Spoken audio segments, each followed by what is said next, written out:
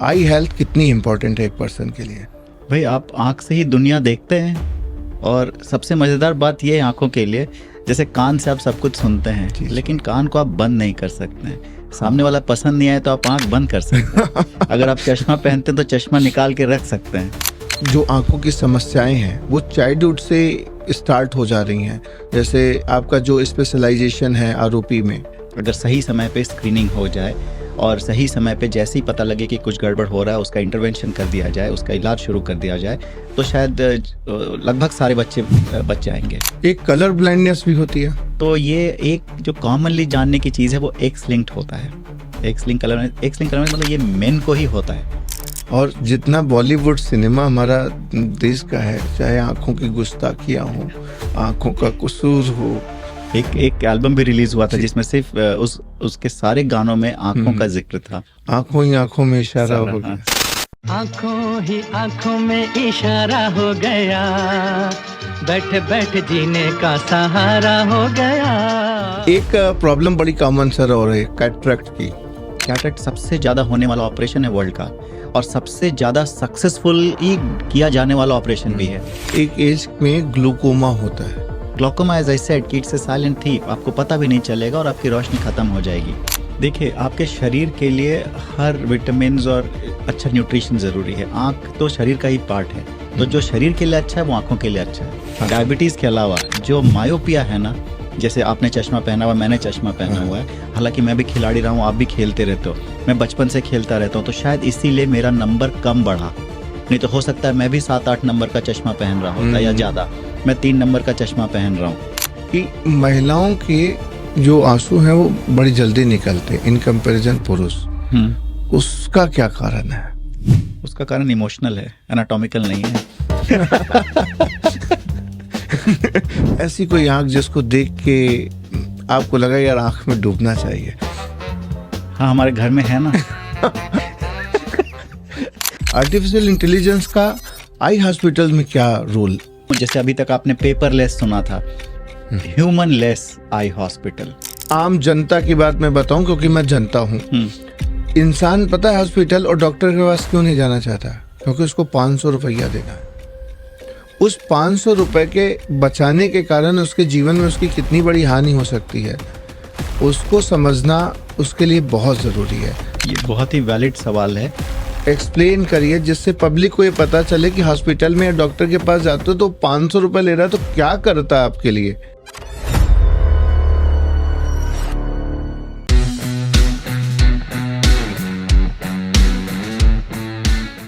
नमस्कार, मैं पुष्कर मिश्रा आप सभी का हार्दिक स्वागत करता हूं पुष्कर मिश्रा शो में। आज हमारे साथ में बहुत ही renowned eye surgeon doctor Rajesh Sahay ji हैं, जो कि लखनऊ आई सेंटर से बिलोंग करते हैं। आज हम लोग बात करेंगे सर से हमारे शरीर की मोस्ट इम्पॉर्टेंट ऑर्गन, जिसको सबसे ज़्यादा ऑनेस्ट ऑर्गन भी कहा जाता है, हमारी आंखें। सर, बहुत बहुत आपका स्वागत है पुष्कर मिश्रा शो में, एंड थैंक यू कि आपने अपना समय निकाला और इस टॉक शो में आए। इसके लिए मैं दिल से आपको धन्यवाद कहता हूँ। मैं भी दिल से थैंक यू बोलता हूँ, क्योंकि मुझे भी आने का मन था। Thank you sir. और आँखें जो कि हमारी बॉडी के सबसे महत्वपूर्ण ऑर्गन है, और मैं जब से आपसे बात करने का आपका डेट मिला, टाइम मिला, मैं सोच रहा हूँ कि मैं अपनी आँखों के लिए आखिर करता क्या हूँ। सीरियसली बताऊँ, मुझे पूरे दिन में कई दिनों का भी मैंने रिव्यू किया तो मुझे याद ही नहीं आया मैंने अपनी आँखों को के लिए किया क्या। और फिर जब मैंने पढ़ना स्टार्ट किया कि मुझे आँखों के लिए क्या पूछना है आपसे, क्या सवाल करने हैं, तब सेल्फ रियलाइजेशन हुआ कि मुझे मेरी आँखों के लिए कितना थैंकफुल रहना चाहिए। तो सर, आज मुझे लगता है कि आपको सुन के, आपसे की बातों से बहुत सारे ऐसे लोगों को बहुत फ़ायदा होने वाला जिन्होंने अब तक अपनी आँखों को नज़रअंदाज किया है। सर, सबसे पहले तो मेरा आपसे एक सवाल है जो व्यक्तिगत है। डॉक्टर बनना ये बचपन का ड्रीम था या एक्सीडेंटली बने? To cut the answer short, मेरी माँ डॉक्टर थी और मैं उनसे इंस्पायर हुआ और डॉक्टर बना। अदरवाइज़ मैं स्कूल में खिलाड़ी ही था, कभी पढ़ाकू नहीं था।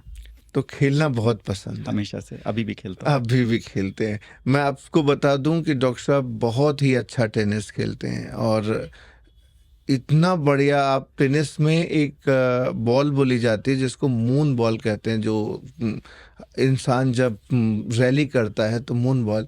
कल ही मैंने डॉक्टर साहब से पूछा कि आप इतनी बढ़िया कैसे करते हैं, तो मैं डॉक्टर साहब ने कहा कि वॉल करो। तो मैं समझ सकता हूँ कि आपका खेलना कितना पैशन आपको देता है। एक व्यक्ति के लिए खेलना कितना महत्वपूर्ण है, चलिए यही पूछते हैं। बहुत महत्वपूर्ण है। जैसे एक शरीर के लिए एक्सरसाइज या वर्जिश, वैसे माइंड एंड बॉडी दोनों के लिए खेलना बहुत ज़रूरी है। आज के समय में हर लोग एक तोहमत माथे मरते हैं कि उम्र देखो अपनी खेलने से पहले।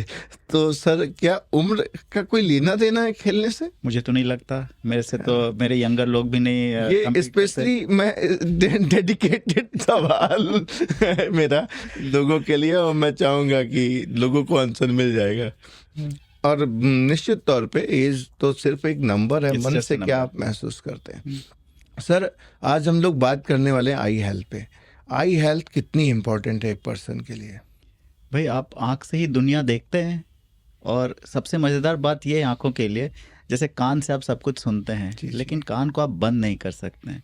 सामने वाला पसंद नहीं आए तो आप आँख बंद कर सकते हैं। अगर आप चश्मा पहनते हैं तो चश्मा निकाल के रख सकते हैं, ठीक है, तो आपको चैन आ जाता है। आँखों को सबसे ऑनेस्ट ऑर्गन कहा जाता है, इज इट राइट? या इन अ वे, जो लोग लिटरेरी लोग हैं वो लोग इस तरह से बोलते हैं, but for me eyes are the windows to your body and mind. और जितना बॉलीवुड सिनेमा हमारा देश का है, चाहे आँखों की गुस्ताखियाँ हो, आँखों का कसूर हो।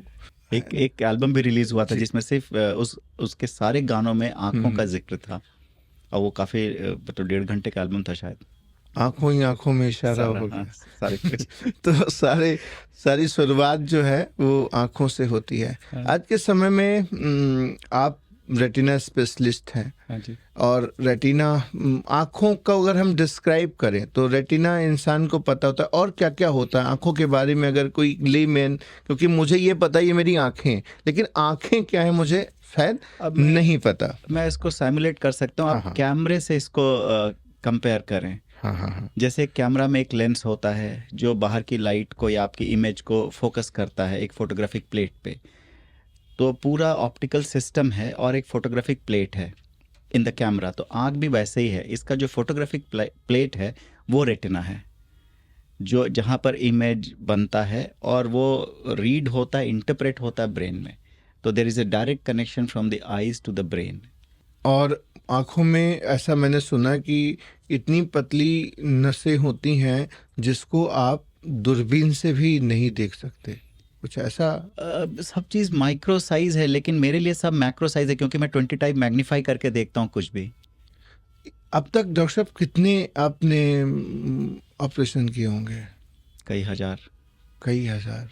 अगर हम लगभग 10,000 20,000? नहीं, मेरे जैसे जो हमारा जो दूसरा कॉलीग है जो मोतियाबिंद का ऑपरेशन करता है वो तो लाख के आसपास पहुंच रहा है। अनुपम पुरवार सर। हाँ जी, और मैं रेटिना है, जैसे अगर वो लाख पहुंच रहा है तो मैं 10,000 के आसपास होऊंगा रेटिना। तो आज के समय में जो आँखों की समस्याएं हैं वो चाइल्डहुड से स्टार्ट हो जा रही हैं। जैसे आपका जो स्पेशलाइजेशन है आरओपी में, तो आरओपी की प्रॉब्लम चाइल्डहुड से स्टार्ट होती है, और इसके प्रिवेंशन के लिए एक ह्यूमन बीइंग को, एक नॉर्मल व्यक्ति को जो नहीं जानता है आरओपी क्या होता है या आँखों में कोई ऐसी प्रॉब्लम भी होती है, उसके प्रिकॉशंस के लिए एक इंसान को क्या करना चाहिए? मतलब पहले मैं आपको रेटिना के बीमारियों के बारे में बता दूं। आरओपी एक स्पेशलाइज्ड काम है जो कि हमारा पर्सनल इंटरेस्ट भी है, लेकिन वो बहुत ही स्पेशलाइज्ड है। Retina in general is a speciality, उसमें आरओपी के बारे में काम करना इज फर्दर सब स्पेशलिटी।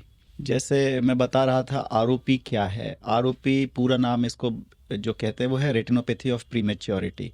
तो the word prematurity is very important. जो बच्चे समय से पहले पैदा होते हैं उनमें ये बीमारी हो सकती है, और सबसे ज़रूरी जानने की चीज़ ये है कि पूरी तरह से प्रिवेंटेबल है। अगर सही समय पे स्क्रीनिंग हो जाए और सही समय पे जैसे ही पता लगे कि कुछ गड़बड़ हो रहा है उसका इंटरवेंशन कर दिया जाए, उसका इलाज शुरू कर दिया जाए, तो शायद लगभग सारे बच्चे बच जाएंगे। प्रीमेच्योर कितना प्रीमेच्योर, जैसे 7 मंथ या 8 मंथ? हाँ, जैसे हम लोग का जो स्क्रीनिंग क्राइटेरिया है, हाँ। उसमें 2 चीज़ें हम लोग के लिए इम्पॉर्टेंट होती हैं। एक तो वज़न कितना है बच्चे का। बच्चा अगर बहुत छोटा है, जनरली 1500 ग्राम से छोटा है या 1200 ग्राम का है या उससे भी छोटा, जैसे जो ट्विन बेबीज़ होते हैं या जो ट्रिपलेट्स होते हैं, तो उसमें हर बच्चा छोटे साइज़ का होता है। तो अगर वज़न कम है, एक क्राइटेरिया वो है। दूसरा सबसे इम्पोर्टेंट क्राइटेरिया, जैसे मैंने बताया, प्रीमेच्योरिटी, जो 37 वीक से पहले पैदा होते हैं, तो उनके लिए पॉसिबिलिटी है कि उनके रेटिना में और ये बीमारी किस तरह की है। नॉर्मली जो पेट के अंदर जो काम होना चाहिए था, वूम के अंदर जो काम होना चाहिए था, वो काम अब बाहर के इन्वायरमेंट में हो रहा है। तो there is a drastic change in the environment. तो उसमें कई बार जो रेटिना का नॉर्मल ग्रोथ होना चाहिए था, वो अपने ट्रैक से हट करके एबनॉर्मल ग्रो करने लगता है। उस एबनॉर्मलिटी को हमें प्रिवेंट करना होता है। उसके लिए एक स्क्रीनिंग प्रोग्राम होता है। जनरली मैं थोड़ा जल्दी करता हूँ। एक जो अपना नेशनल क्राइटेरिया है, उसमें 30 दिन के अंदर उनको, बच्चा पैदा होने के 30 दिन के अंदर उनको दिखा लेना चाहिए। हम थोड़ा सा पुराना वाला, जो हमारी जो पूरी टीम है, वो पुराना वाला क्राइटेरिया फॉलो करते हैं। उसमें 21 दिन या जनरली 21-22 दिन या 21 दिन से 30 दिन के बीच में जनरली हमारे जितने भी बच्चे को जन्म के बाद से, हाँ, हम लोग स्क्रीन करते हैं। स्क्रीन कर लेना चाहिए। तो ये जैसे सपोज, एक तो आपने बोला कि प्रिवेंशन के तौर पे आपने एक चीज़ बोली कि जो बच्चे प्री मैच्योर हुए उनके लिए 21 दिन या 1 महीने के अंदर दिखाना चाहिए। जो बच्चे नॉर्मल डिलीवरी हुई है या सिजेरियन हुए लेकिन टाइम से अपना हुए हैं, तो वो उन बच्चों को भी आई चेकअप के लिए जाना चाहिए? नॉट नेसेसरली, ज़रूरी नहीं है। और ऐसी कोई चीज़ होती है तो पीडियाट्रिशियन उसको आइडेंटिफाई कर सकते हैं। जैसे किसी के, मान लीजिए, आँख में बहुत लाली है, बहुत डिस्चार्ज आ रहा है, पुराने ज़माने में बहुत कॉमन था, ऑफ्थेल्मिया नियोनेटोरम बोलते थे उसको। तो वो एक पर्टिकुलर बीमारी होती थी जिसकी वजह से ऐसा होता था। तो वो सब काफ़ी चीज़ें कंट्रोल हो गई, अच्छे अच्छे एंटीबायोटिक्स आ गए हैं जो लोग आजकल शुरुआत में ही डाल देते हैं, तो प्रॉब्लम नहीं होती है। सपोज़ कीजिए उसके कॉर्निया में कोई प्रॉब्लम है बाहर से देखने में, आरोपी बाहर से देख के पता नहीं चलता है जब तक कि वो एंड स्टेज डिजीज़ नहीं हो जाता।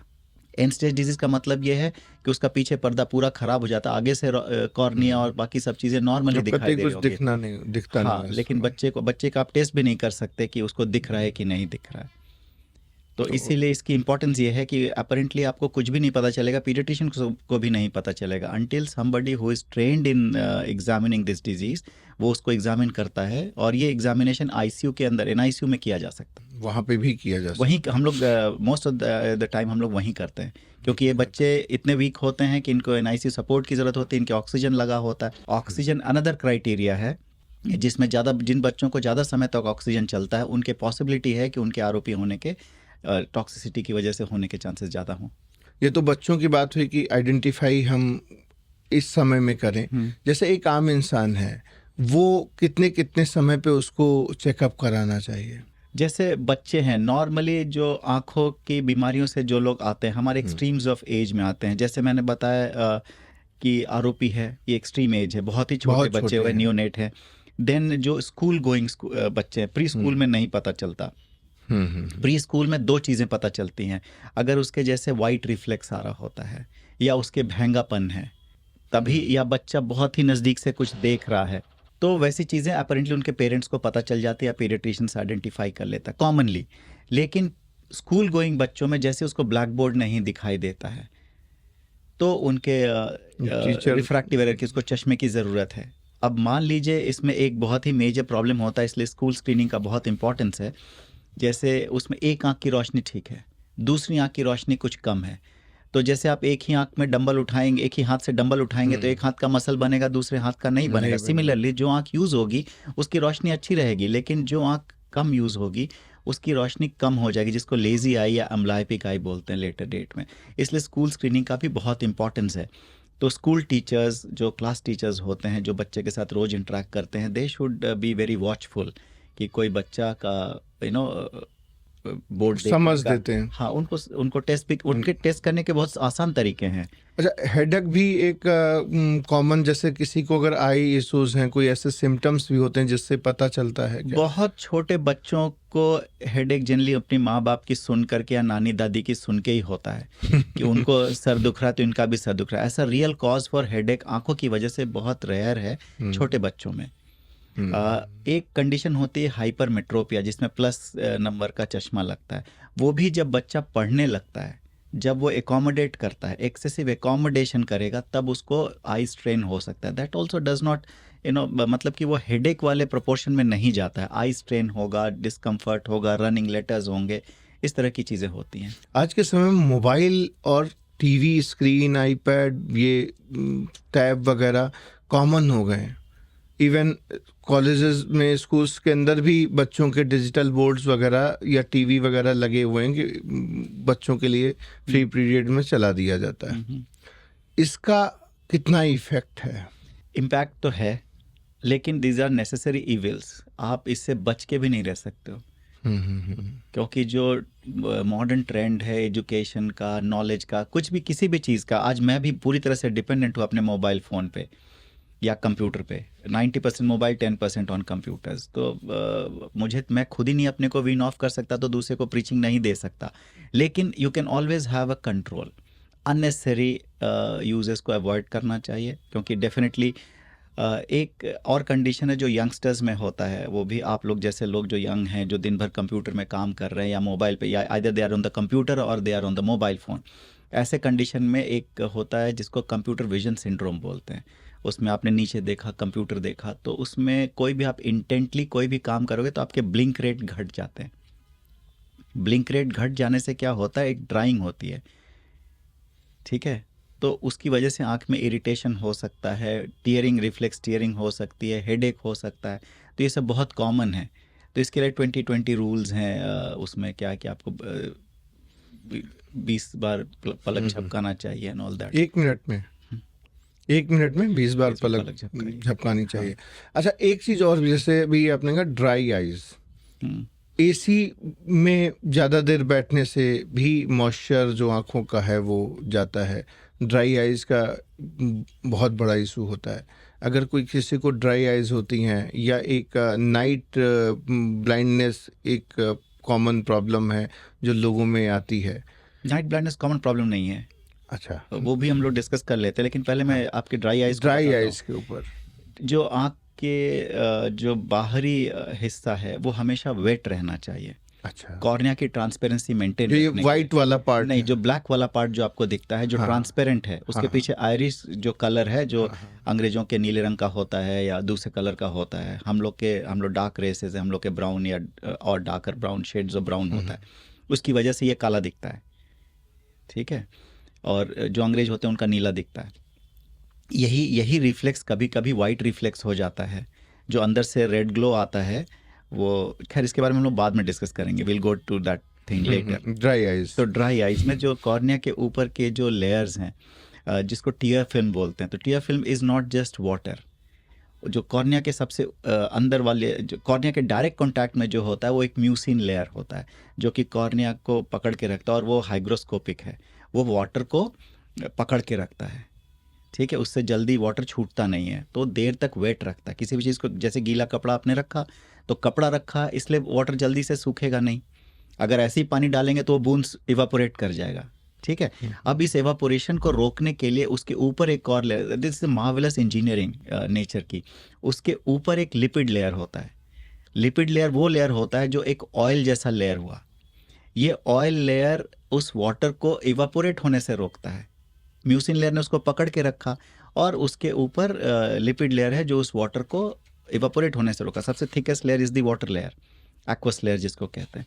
तो ये 3 लेयर में आइडेंटिफाइड है जैसा होता है। तो किसी भी लेयर में प्रॉब्लम होने से आपके वाटर जल्दी इवापोरेट होगा। जैसे म्यूसिन लेयर में प्रॉब्लम है तो चिपकेगा नहीं, तो जल्दी इवापोरेट होगा। वाटर का सेक्रेशन आपके लेक्राइमल ग्लैंड से कम हो रहा है तो आपको ड्राई आई फीलिंग होगा। या फिर आपके ब्लिंक रेट कम है, जो लिपिड लेयर उसके ऊपर होना चाहिए, वो लिपिड लेयर डेफिशिएंट है किसी भी कारण से, तो आपके ड्राई आई होगा। अब यहाँ पर जो ये लिपिड लेयर है, इसका क्या इंपॉर्टेंस है? जो ये लिपिड लेयर लिड मार्जिन से आता है।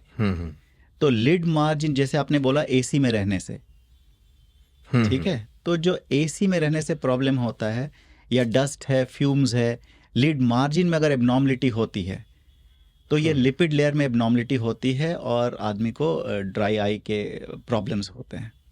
And this is one of the commonest in the present day scenario, क्योंकि आप एसी में रहते हो, आप गाड़ी के डस्ट फ्यूम्स में जाते हो, आप बाहर आउटडोर एक्टिविटी नहीं करते हो, तो जो लिपिड आपके नॉर्मल बॉडी टेम्परेचर में लिक्विड फॉर्म में होना चाहिए वो सॉलिडिफाई कर जाता है, तो फ्लो ही नहीं करता। तो this is the total mechanism how the commonest form of dry eye we come across. अब हम लोग आते हैं नाइट ब्लाइंडनेस के ऊपर, जो आपने कहा कॉमन नहीं है। नाइट ब्लाइंडनेस आदमी उठा और जाके अलमीरा में लड़ गया, दरवाजे में लड़ गया, वो तो ब्लाइंडनेस हुआ। नाइट ब्लाइंडनेस हुआ कि कम रोशनी में आपको कम दिखाई देता है, और भी कम दिखाई देता है। नाइट ब्लाइंडनेस क्या है? नाइट ब्लाइंडनेस जो आपने बताया सिम्टम, रतौंधी, हिंदी में इसको रतौंधी बोलते हैं। रतौंधी का मतलब क्या होता है, आपके जो रेटिना है उसमें दो तरह के रिसेप्टर्स हैं, एक कोन रिसेप्टर्स हैं, एक रॉड्स हैं। तो जिसके रॉड में प्रॉब्लम होता है, rod is for night vision, cones is for day vision, ठीक है, फोटोपिक विजन, स्कोटोपिक विजन। तो जो दिन के टाइम में देखने के लिए कौन यूज़ होता है, जो छोटे से सेंट्रल एरिया में रहता है। लेकिन ज़्यादा एरिया जो नाइट में, चूँकि आपकी पुतली भी फैली रहती, मतलब प्यूपिल डायलेटेड रहती है, कॉमन फॉर्म में लोग उसको पुतली बोलते हैं, लेकिन वो प्यूपिल है एक्चुअली, प्यूपिल डायलेटेड रहती है, तो ज़्यादा लाइट अंदर जाती है, तो ज़्यादा लाइट चाहिए आपको देखने के लिए, और वो लोग कोन्स की जगह रॉड्स को ज़्यादा स्टिमुलेट करते हैं। तो जिसके रॉड्स के फंक्शन डेफिशिएंट होंगे तो उनको नाइट ब्लाइंडनेस होगा, ठीक है। एक कंडीशन होती है रेटिनाइटिस पिगमेंटोसा, जिसमें रॉड्स की बनावट में प्रॉब्लम होती है। दूसरा एक कंडीशन है जो आप कॉमन कह सकते हो, वो होता है जो न्यूट्रिशनली डेफिशिएंट बच्चे होते हैं, ये भी बच्चों में मिलता है। न्यूट्रिशन जिसमें विटामिन ए, आप सुनते होंगे विटामिन ए खाओ आँख की रोशनी ठीक रहेगी। अगर विटामिन ए डेफिशिएंट है, तो जो न्यूट्रिशनली डिफिशिएंट है, तो विटामिन ए की वजह से जो एक केमिकल रिएक्शन होता है रॉड्स के अंदर और रेटिना के अंदर, वो केमिकल रिएक्शन डिसरप्टेड रहता है, जिसकी वजह से आपको विटामिन सप्लीमेंटेशन की ज़रूरत पड़ती है। तो वो विटामिन ए डेफिशिएंसी वाला जो नाइट ब्लाइंडनेस है वो ट्रीटेबल है। अब विटामिन ए सप्लीमेंटेशन देंगे, बच्चा ठीक हो जाएगा। बड़ों में अगर हो रहा है इस तरह का एक्वायर्ड नाइट ब्लाइंडनेस जिसको बोलते हैं, बड़ों में अगर हो रहा है तो उनके लिवर में प्रॉब्लम हो सकता है। तो अगर आप अगर लेट एज में नाइट ब्लाइंडनेस है तो लिवर चेक कराइए। एक कलर ब्लाइंडनेस भी होती है। कलर ब्लाइंडनेस एकदम अलग चीज़ है। कलर ब्लाइंडनेस क्या है? कलर का काम भी जो है, ये अभी तक इसकी एग्जैक्ट एनाटॉमी किस तरह से ये होता है, किस तरह से हमारा ब्रेन आइडेंटिफाई करता है कलर, ये एग्जैक्टली मालूम नहीं है। लेकिन एक यंग साहब थे, उन्होंने एक मॉड्यूल दिया था, वो हम लोग फॉलो करते हैं, एंड वी नो कि बेसिकली इसी तरह से होता होगा। तो 3 प्राइमरी कलर्स हैं, बाकी सारे कलर्स इनके मिक्सचर हैं। This is human limitation. हो सकता है कोई और जंतु हो जो हम लोग से ज़्यादा कलर्स भी देखता हो, ज़्यादा वाइडर स्पेक्ट्रम देखता हो, और बियॉन्ड दैट स्पेक्ट्रम भी देखता हो, ठीक है। तो ये एक लिमिटेशन है कि हम लोग इतने जो 7 कलर हम लोग देखते हैं ना, विबग्योर, तो हम लोग यही इंद्रधनुष वाले कलर हम लोग देख सकते हैं। उसके बियॉन्ड भी कलर्स हैं, उसके बियॉन्ड भी वेवलेंथ्स हैं जो हम लोग शायद नहीं देख पाते हैं। तो ये एक जो कॉमनली जानने की चीज़ है वो एक्स लिंक्ड होता है। एक्स लिंक कलर में मतलब ये मेन को ही होता है। फीमेल में क्योंकि 2 एक्स क्रोमोसोम्स होते हैं तो उनको जनरली नहीं होता है, क्योंकि एक तो उनका एक्स क्रोमोसोम है ही है।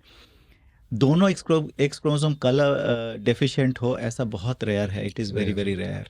तो महिलाओं में कलर ब्लाइंडनेस मेरे साथ जब डॉक्टर भारत आए थे पॉडकास्ट के लिए, कार्डियोलॉजिस्ट, उनसे मैंने पूछा महिलाओं में कम हार्ट अटैक होते हैं इन कंपैरिजन पुरुषों में, तो उन्होंने बताया कि प्रकृति ऐसी है जो महिलाओं को कम हार्ट अटैक होते हैं। वैसे ही आपने आज एक नई बात बताई कि महिलाओं में कलर ब्लाइंडनेस कम होती है, इसीलिए फैशन के दौर में दुनिया में सबसे आगे होती हैं। अरे आप किसी को बैगनी बोलोगे या किसी को बोलोगे कि ये कोई और कलर है, मैडम आपकी कोई और कलर बताएंगी, हाँ, जो और फाइन। मेरे साथ ऐसे ही होता है, टर्मिनोलॉजी होगा जो हमने कभी सुना नहीं होगा। मुझे जितने लाल होते हैं सब लाल ही लगते हैं, मेरे को उसमें कुछ वो मैजेंटा एंड ऑल दोस ये सब मुझे नहीं समझ आता। करेक्ट। तो ये बड़ी महत्वपूर्ण बात बताई, मैं तो आज इस पे डिस्कस करूंगा। अच्छा, न्यूट्रिशन का कितना महत्व है? जैसे जो भी इंसान है आंखों के लिए न्यूट्रिशन, जैसे आपने बोला विटामिन ए, तो विटामिन ए रतौंधी में हमने किताब में भी पढ़ा था कि विटामिन ए की कमी से रतौंधी होती है बचपन में। तो वैसे ही और भी न्यूट्रिशन जरूरी है आंखों के लिए। देखिए, आपके शरीर के लिए हर विटामिन्स और अच्छा न्यूट्रिशन ज़रूरी है। आँख तो शरीर का ही पार्ट है, तो जो शरीर के लिए अच्छा है वो आँखों के लिए अच्छा है। स्पेसिफिक विटामिन ए, स्पेसिफिकली उसके फिजियोलॉजी के लिए विटामिन ए की ज़रूरत है, लेकिन उसके जो नर्व्स हैं, बाकी सेल्स हैं, उसके लिए जो जो प्रोटीन भी चाहिए, मिनरल्स भी चीज़ चाहिए सब उसके कुछ लिए। चाहिए। अच्छा, एक चीज़ और मेरा ये ना क्वेरी अंदर से आ रही, मैं पूछूंगा आपसे कि महिलाओं के जो आंसू हैं वो बड़ी जल्दी निकलते इन कंपैरिजन पुरुष, उसका क्या कारण है? उसका कारण इमोशनल है, एनाटॉमिकल नहीं है। पुरुष जो होते हैं वो इतने इमोशनल नहीं है। नहीं, लेकिन हमने देखा, मैं तो मुझे लगा आंखों के अंदर क्या कुछ ऐसा और एक पार्ट है, तो मैं ये रील छोटी सी शेयर करूं। ऐसा नहीं है। मैं खुद अपनी बात अगर बताऊं तो मेरी बेटी और वाइफ वो लोग बहुत हंसते हैं। मैं क्योंकि कई बार जब टीवी देख रहा होता हूँ या मूवी देख रहा होता हूँ, मेरे ज़्यादा आंसू निकलते हैं उनसे ज़्यादा। ओहो। सच में? कौन सी मूवी ऐसी आपने देखी? कोई सी भी। मैं तो कभी कभी एडवर्टीजमेंट देख के भी मुझे आंसू आ जाते हैं, जो बहुत सेंटिमेंटल टाइप के एडवर्टीजमेंट्स होते हैं। अमिताभ बच्चन वाले बहुत सारे होते हैं। एक प्रॉब्लम बड़ी कॉमन सर और है कैटरेक्ट की, जिसके आप स्पेशलिस्ट हैं, रेटिना। नहीं, कैटरेक्ट के स्पेशलिस्ट आजकल एकदम अलग हैं। मैं अलग हूँ, लेकिन मैं can answer your question. Cataract की जो प्रॉब्लम है ये किस एज ग्रुप में ज़्यादातर देखी गई है? देखिए, जो कैटरेक्ट आप बात करते हो वो, और जो दुनिया में सबसे ज़्यादा कैटरेक्ट सबसे ज़्यादा होने वाला ऑपरेशन है वर्ल्ड का, और सबसे ज़्यादा सक्सेसफुली किया जाने वाला ऑपरेशन भी है। The success rate is very high. तो ये बहुत ही अमेजिंग चीज़ है इसके बारे में। तो कैटरेक्ट जनरली जो हम लोग जानते हैं, जो ज़्यादातर लोग बात करते हैं, वो है सेनाइल कैटरेक्ट, कि आप जैसे जैसे उम्र बढ़ रहा है, जैसे आपके बाल ग्रे हो रहे होते हैं, वैसे ही आपका लेंस भी ग्रे हो रहा होता है। It's same as that. Above 50? हाँ, वो किसी भी, कुछ लोग के जल्दी बाल पक जाते हैं, जैसे हमारे जल्दी पक गए। मैं उतना बुढ़ा नहीं हूँ जितने मेरे बाल पके हुए हैं, तो वैसे कुछ लोग के कैटरेक्ट जल्दी बनता है। इसके ये तो बात है सर। मैं कंप्लीटली इस बात से एग्री करता हूँ। Thank you for agree. लेकिन उसके अलावा कैटरेक्ट किसी भी उम्र में हो सकता है। बच्चों को भी कैटरेक्ट होता है। बच्चों में भी कई बार कॉन्जेनिटल कैटरेक्ट होता है, कई बार डेवलपमेंटल कैटरेक्ट होता है। तो ये बच्चों में जैसे पेट के अंदर ही उनके मेटाबॉलिज्म में कोई डिफेक्ट आया या किसी दवा की इस्तेमाल की गई जिसकी वजह से वो कैटरेक्ट हो सकता है।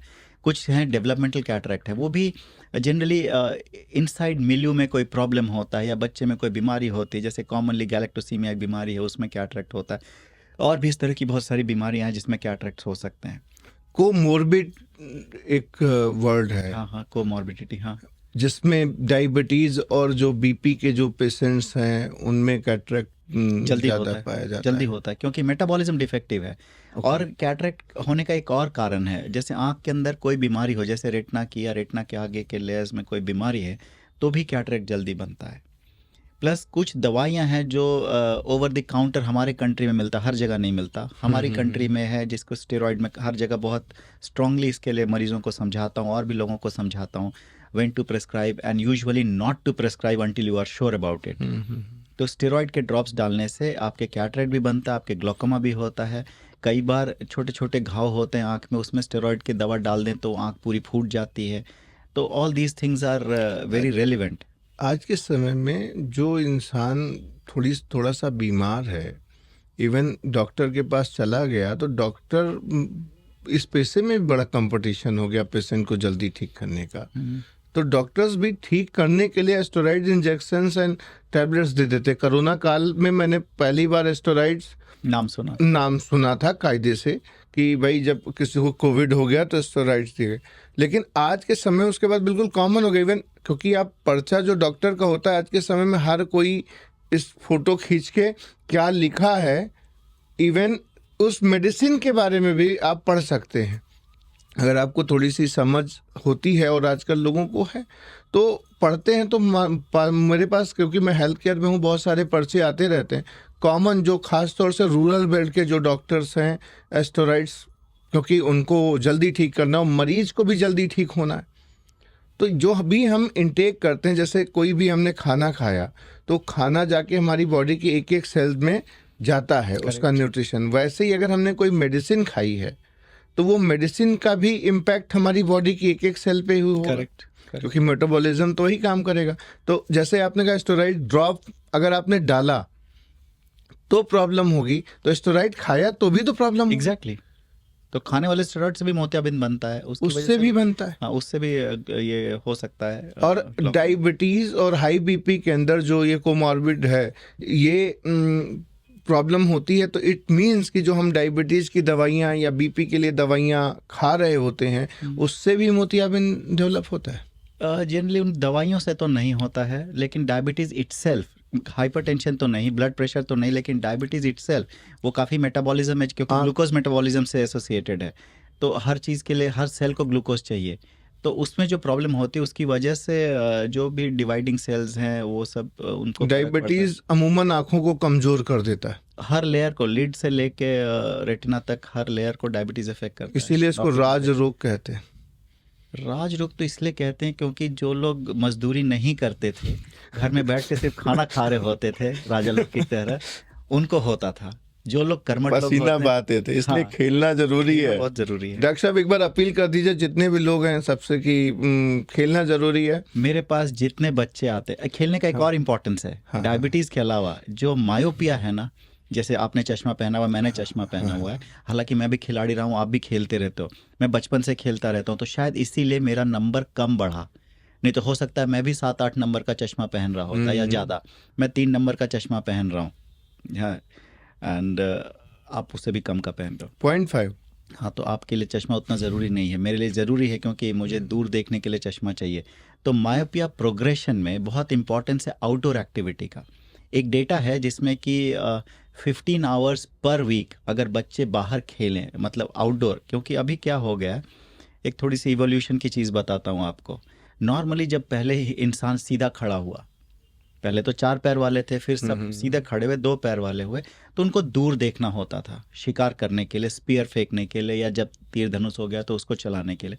तो हम लोग को सिर्फ डिस्टेंस देखना होता था, जंगल में रहते थे, खुले में रहते थे, आसमान में तारे देख रहे होते थे।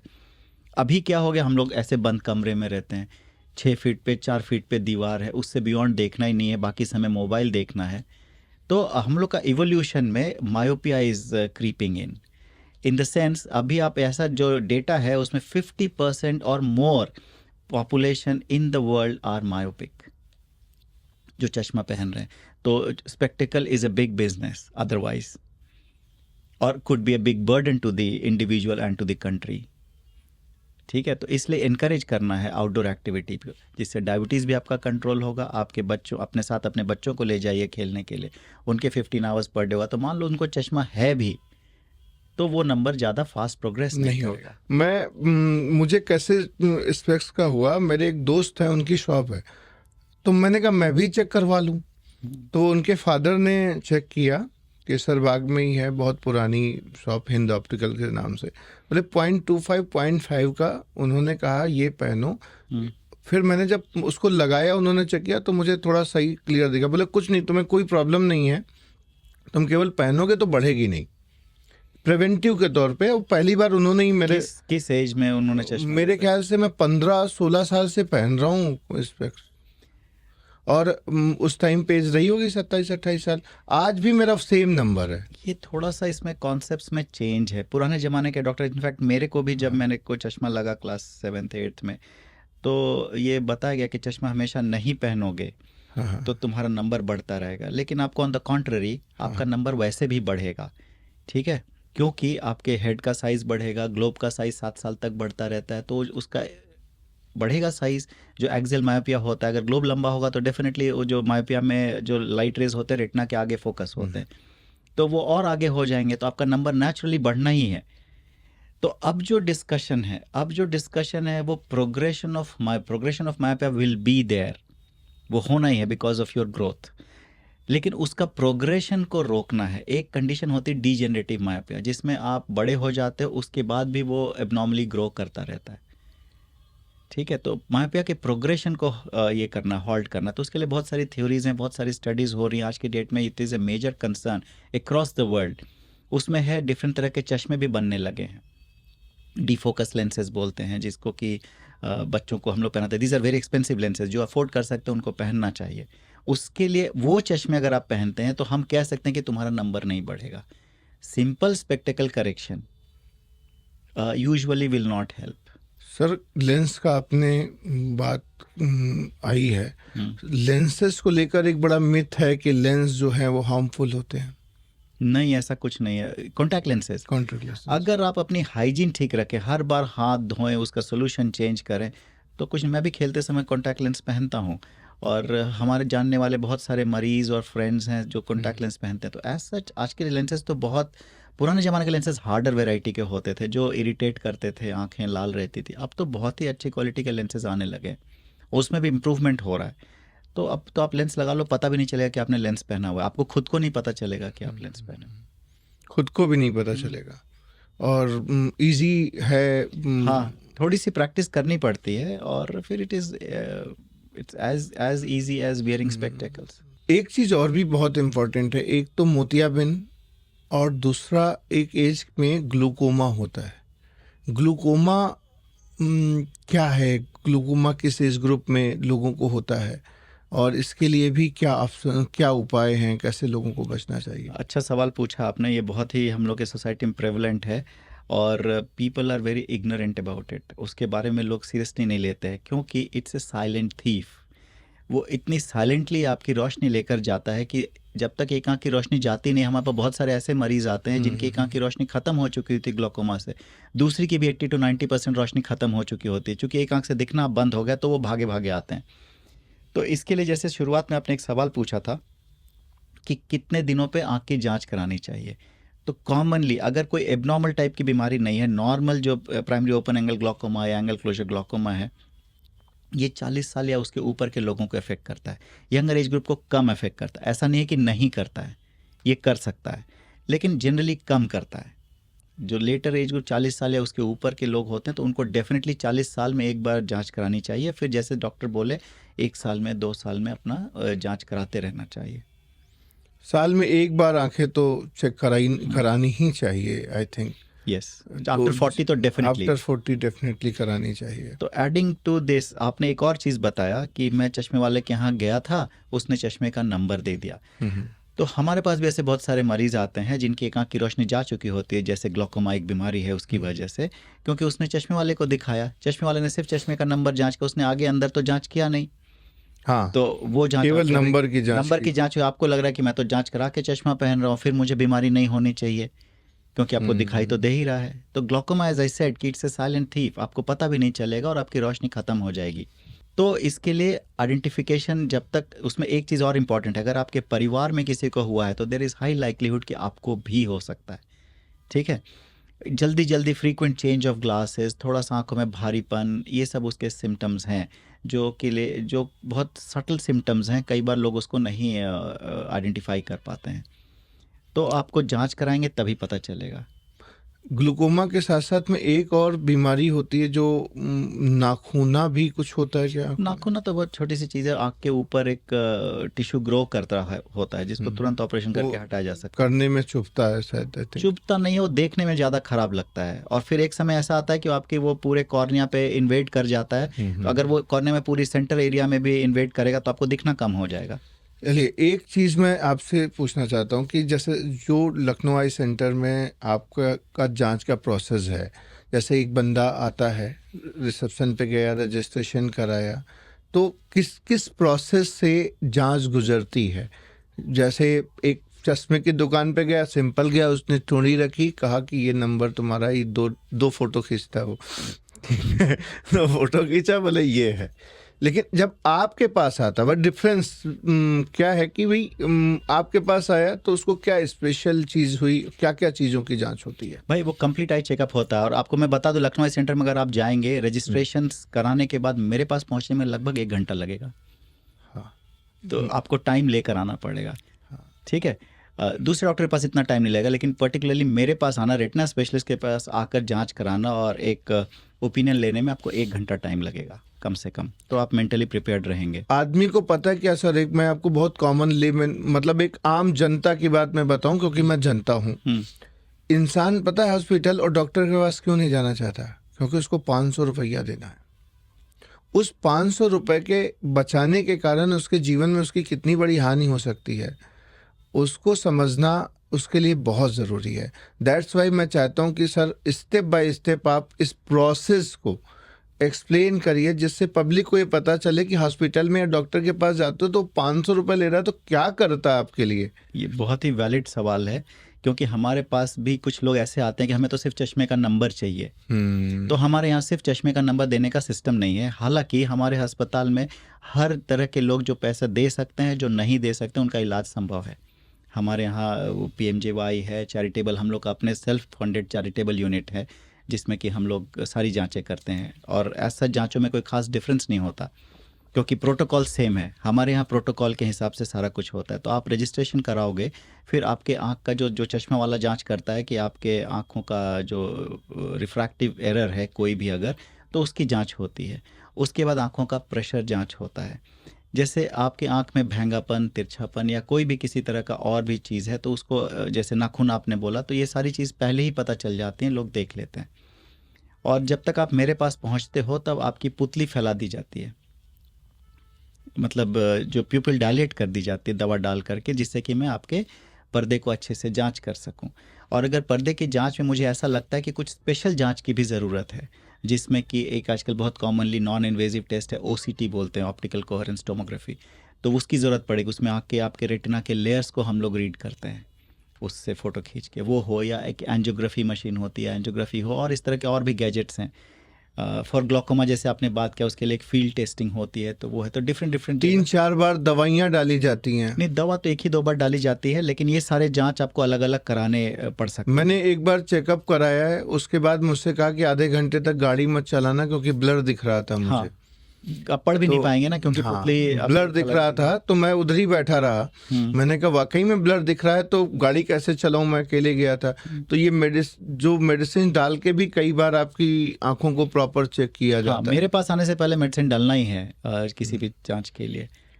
तो मैं आप सबसे भी यही कहना चाहूँगा कि 500 रुपए की वजह से, क्योंकि आँखों से ही डॉक्टर साहब ने कहा कि आप दुनिया देख सकते हो, तो इसके लिए 500 रुपए बिल्कुल मत बचाइए। जब भी कभी आँखों को में आपको लगता है, या साल में कम से कम एक बार ज़रूर एक आई स्पेशलिस्ट से ज़रूर मुलाकात करें। और मेरे पास सामने सहाय सर बैठे हैं, मैं ये कह सकता हूँ कि मेरी तरफ से मोस्ट रिकमेंडेड, या पूरे लखनऊ शहर में आप किसी से भी पूछेंगे। आज मैंने किसी से कहा कि मुझे डॉक्टर सहाय के साथ में एक आई सर्जन है, उनके साथ में पॉडकास्ट है मेरा 5 बजे। तो बोले कौन है? मैंने कहा डॉक्टर राजेश सहाय। अरे बोले मैं बहुत अच्छे से जानता हूँ। तो आज के समय में आपको कौन है जो नहीं जानता? एटलीस्ट लखनऊ गोला में भी लखनऊ आई सेंटर है, अयोध्या में भी लखनऊ आई सेंटर है, एंड सर गोरखपुर भी हम लोग का कनेक्टेड है। हाँ, तो 4 स्टेशंस हैं, 4 डिस्ट्रिक्ट हैं जहाँ पे लखनऊ आई सेंटर्स की ब्रांचेस हैं, जहाँ पे सर आप लोग फैसिलिटीज़ प्रोवाइड कराते हैं। तो निश्चित तौर पे आप आई सर्जन्स की राय ज़रूर लें। सर एक मेरा व्यक्तिगत आपसे सवाल है कि लखनऊ आई सेंटर बनाने का आपका कैसे मन बना? क्योंकि अमूमन लोग इतना बड़ा डिसीजन नहीं ले पाते, तो आपने इतना बड़ा निर्णय लिया कि लखनऊ आई सेंटर हम लोग बनाएं, और जिससे हम लोगों की मदद कर सकें। हमारा जो वेब पेज है www.lucknoweyecenter.com, उसमें आप पढ़ भी सकते हैं। उसमें एक इंट्रोडक्टरी पेज में लिखा हुआ है। बट आपको मैं बता दूं, this is an interesting question, और मैं इसका जवाब देना काफ़ी पसंद करूंगा। मैं और मेरे दोस्त, जो मेरे पार्टनर हैं डॉक्टर अनुपम पुरवार, हम लोग रूममेट्स थे जब हम लोग फेलोशिप कर रहे थे अरविंद आई हॉस्पिटल कोयम्बतूर में। और हम लोग दोनों बहुत डाइवर्स पर्सनालिटी हैं। मेरे अलग तरीके हैं, उनके अलग तरीके हैं, लेकिन व्हाट इज़ वेरी इंटरेस्टिंग कि हम लोग कॉम्प्लीमेंट्री पेयरिंग है। जो मैं नहीं कर सकता वो कर सकते हैं, जो वो कर सकते हैं वो मैं कभी नहीं कर सकता। ठीक है तो it is just like that. तो हम लोग जब वहाँ, अरविंद आई हॉस्पिटल दुनिया का सबसे बड़ा आँख का अस्पताल है मैग्नीट्यूड वाइज, वहाँ जितने ऑपरेशंस होते हैं दुनिया में कहीं नहीं होते हैं। तो वो एक मिसाल है आँख की, मतलब आँखों के इलाज के लिए कोई भी एक मोनूमेंटल इंस्टीट्यूशन आप सोचेंगे तो वो अरविंद आई हॉस्पिटल है। तो इट इज़ लाइक दैट। तो हम लोग दोनों वहाँ रूममेट्स थे और हम लोग साथ में काम करते थे, सुबह से शाम तक काम कर रहे होते थे और जब थक कर वापस अपने रूम में आते थे तो तुरंत सो भी जाते थे। लेकिन वो उन काम करने और सोने के बीच का जो थोड़ा सा पोर्शन जिसमें हम लोग डिस्कस करते थे, उसमें यही डिस्कस करते थे कि हमारे नॉर्थ इंडिया में ऐसे इंस्टीट्यूशंस नहीं हैं। तब जब हम 2005 में इधर आए तब इधर ऐसा इंस्टीट्यूशन, अब तो काफ़ी सारे खुल गए हैं जो अच्छा काम भी कर रहे हैं। तो ये हमारा विजन था जिसको हम लोगों ने यहाँ अपने हिसाब से विथ आवर लिमिटेड रिसोर्सेज, हमारे पास बहुत सारे रिसोर्सेज भी नहीं थे, तो उससे जितना हो सकता था हमने करने की कोशिश की। कब इस्टेब्लिश किया सर आप? 2005 में हम लोग आ गए थे और हम लोगों ने काम शुरू किया। पहले हम लोग शेखर हॉस्पिटल था उससे एसोसिएटेड थे, फिर उस समय का पहला multi speciality hospital, corporate hospital Sahara hospital आया, उसके डिपार्टमेंट को हम लोगों ने आउटसोर्स कराया और फिर धीरे धीरे करके हम लोगों ने अपना अस्पताल भी शुरू किया। अभी सर कहाँ कहाँ पे हैं आप? लखनऊ के अंदर तो हमारा लखनऊ आई सेंटर है, लेकिन हमारे एसोसिएशंस हैं मोस्टली फॉर आरओपी, जिसके लिए मेरा अपना इंटरेस्ट है कि मैं अवेयर करूं लोगों को और कोई भी ऐसा बच्चा unnecessarily because of lack of screening और प्रॉपर एडवाइस ब्लाइंड हो जाए, क्योंकि ये तो purely I find it purely preventable. तो ऐसा है, उसमें हमारा इंटरेस्ट है, तो मैं जितना प्रोपोगेट कर सकता हूँ करता हूँ। उस चक्कर में मैं max hospital, SGPGI, Ajanta hospital और भी कई हॉस्पिटल्स हैं जहाँ से जो बुलाते हैं या जो मेरे पास आते हैं उनको मैं देखता हूँ। सर आज के समय में नई नई टेक्नोलॉजीज आ रही हैं, वैसे ही IT इंडस्ट्री में एक टेक्नोलॉजी इंट्रोड्यूस की AI, artificial intelligence. Artificial intelligence का आई हॉस्पिटल में क्या रोल? बहुत ज़्यादा रोल है और फ्यूचर में और ये बढ़ने वाला है। अच्छा। और मैं आपको बता दूं, आपके ही यहाँ हमारे लिए एक वीडियो बनाया गया जो कि एक्चुअली फ्यूचरिस्टिक है, जिसमें कि ह्यूमन, जैसे अभी तक आपने पेपरलेस सुना था, ह्यूमन लेस आई हॉस्पिटल, उसमें आप जाते हैं, सेल्फ चेक इन करते हैं और आपको गाइड किया जाता है डिफरेंट चेम्बर्स में जहाँ डिफरेंट मशीनें हैं जो कि AI इनेबल्ड है। आप अपना चिन्ह रखते हो और अगर चिन्ह नहीं रखते हो तो वही सामने आकर के आपके चिन्ह को रख लेता है अपने पास और रोबोटिक सॉर्ट ऑफ वो भी आ जाएगा। तो वो सब करके वो आपके आँख का फोटोग्राफ करता है और सारे फोटोग्राफ एनालाइज करता है और आपको, जैसे अभी कोई भी आप प्रेस्क्रिप्शन लिखो और आप उसको ChatGPT को दो तो वो आपको बताता है कि इस प्रेस्क्रिप्शन में क्या है और क्या इलाज होना था और कैसे एवरीथिंग। आज मैं भी किसी को भी कोई इलाज बताता हूँ तो वो ChatGPT से पूछता है वो मरीज़ जाकर कि ये डॉक्टर बुद्धिमान है कि नहीं, करा है कि नहीं करा है। तो मैं भी बुद्धिमान हूँ, मेरे पास भी मशीनें हैं जिसमें जो AI इनेबल्ड हैं, आपके फ़ोटोग्राफ को खींच करके वो मुझे गाइड करता है और बता देता है। और अब तो क्या है कि ये AI स्क्रीनिंग प्रोग्राम्स में यूज़ हो रहा है। जैसे आपने डायबिटिक रेटिनोपैथी पे बात की, तो अब पॉपुलेशन में जाके डायबिटिक रेटिनोपैथी में, क्योंकि हर जगह रेटिना स्पेशलिस्ट नहीं जा सकता, तो AI इनेबल्ड कैमराज हैं और टेक्नीशियंस जाते हैं जो आके कहीं भी पॉपुलेशन में जाके फ़ोटो खींचते हैं और वो उसको गाइड करता है कि तुम्हें डॉक्टर के पास जाने की ज़रूरत है कि नहीं। और मोर इंटरेस्टिंगली उसका और इम्पैक्ट है, आपके आँख के फ़ोटोग्राफ के बाद आपको वो बता सकता है कि आपके बाकी प्रोफाइल के साथ मैच करके बता सकता है कि आपको कितने समय में हार्ट अटैक होने वाला है या स्ट्रोक होने वाला है या फ्यूचर में आपको अल्जाइमर्स डिजीज़ होने वाला है। तो इसके जो मीन्स कि AI का इम्पैक्ट मेडिकल पूरे सेक्टर के अंदर बहुत ही ज़्यादा है, बड़ा होने वाला है और ये कह सकते हैं 21st सेंचुरी का one of the best invention हो सकता है। एक मैं देख रहा था कोई प्रोग्राम जिसमें ये था कि हमारे गवर्नमेंट का टारगेट नहीं है, विदेशों का टारगेट है जो लोग AI डेवलप कर रहे हैं।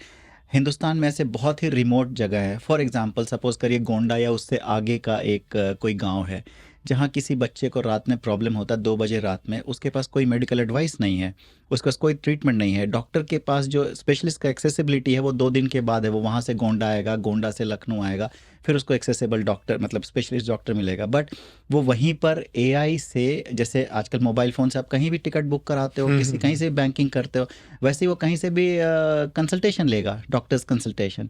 तो वहीं घर पे 2 बजे रात में उसको 24 आवर्स अवेलेबिलिटी है, उसमें कंसल्टेशन लेगा और उसको रेमेडी बताई जाएगी।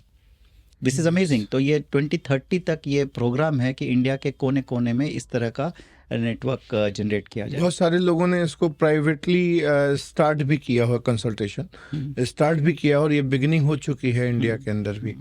तो ये बहुत ही इम्पोर्टेंट इन्फॉर्मेशन हर किसी के लिए है कि एआई का इम्पैक्ट मेडिकल सेक्टर में एक बहुत बड़ा ट्रांसफॉर्मेशन लेके आ रहा है। एंड मोर ओवर एक और चीज़ मैं बताना चाहूँगा, this will bring lot of uniformity amongst doctors. जैसे कोई डॉक्टर जिसको आप बोलते थे उसका इलाज अच्छा है या उसका बुरा है, तो अब काफ़ी यूनिफॉर्म हो गया है, क्योंकि जो मैं बताऊंगा दूसरा डॉक्टर भी वही इलाज बताएगा, नहीं तो एआई बताएगा कि तुमने गलत बताया उसने सही बताया।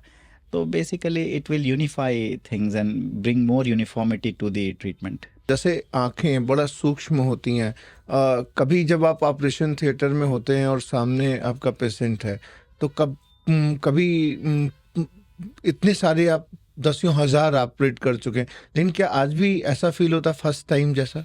हर पेशेंट नया है, हर आंख नई है, और every time there is a new challenge, every surgery is a challenge. कोई ऐसा पर्सनलाइज एक्सपीरियंस आपकी लाइफ में जो कभी आपको ऐसा लगा हो कि यार ये कमाल हो गया?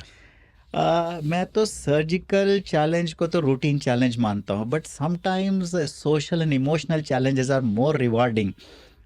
Means if you treat them then to actually doing a very difficult surgery and may be some meagre result और समथिंग लाइक दैट। तो मैं एक इंसिडेंस आपसे शेयर करूँगा।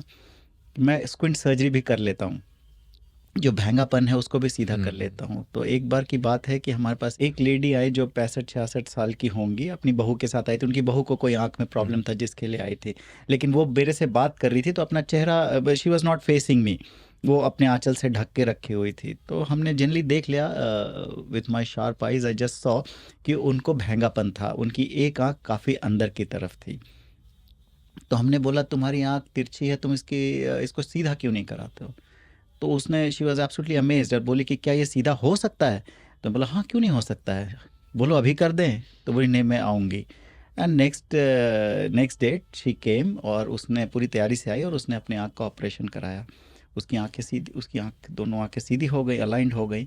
उसके बाद जब फॉलो अप में आई तो वो रोने लगी बहुत ज़ोर ज़ोर से। तो it was an emotional scene, I still feel emotional. तो उसका क्या था कि since my upbringing is quite urban, तो बहुत सारी चीज़ें मुझे गांव में होती है पता नहीं है। तो उसने बताया कि वो घर से बाहर नहीं निकल सकती थी सिंस चाइल्डहुड, क्योंकि कोई अपने काम के लिए जा रहा होता था और वो सामने पड़ जाती थी, तो लोगों का कहना होता कि तुमने मेरा अपशकुन कर दिया। और इसको काना कहते हैं गांव में, या भैंगा, जो काना भैंगा नहीं कहते, बोले काने को देख लिया, जो भी काम के लिए निकले हैं वो काम होगा, एक मिथ है। It's absolutely nonsense. तो लेकिन वो बाहर नहीं निकलती थी, और अपना जब भी निकलती थी तो सर झुका के रखती थी, या जो भी जा रहा हो तो उसकी तरफ अपनी पीठ करती थी। तो she told me all this, तो इट वाज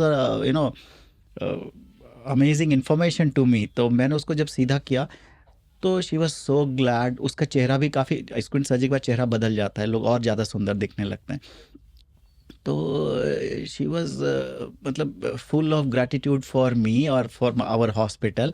और वो जब भी आती है अपने साथ 2-3 मरीजों को लेकर आती है। तो ये this is one of the rare emotional patients that I have had in my practice. Short में आपकी तरफ से what are the dos and don'ts for eye health? Normal देखने का काम करें आप, आँख को स्ट्रेस ना करें किसी भी तरह से। कुछ लोग आँख के पलकों में रस्सी बांध के ट्रक खींचने की कोशिश करते हैं, तो आप ये सब ना करें। वैसे ही आप मोबाइल फ़ोन, दिन रात मोबाइल फ़ोन ना चलाएं, एंड कोई भी ऐसा अननेचुरल चीज़ ना करें। और जब सामने की चीज़ पसंद ना आए तो आँख बंद कर लें।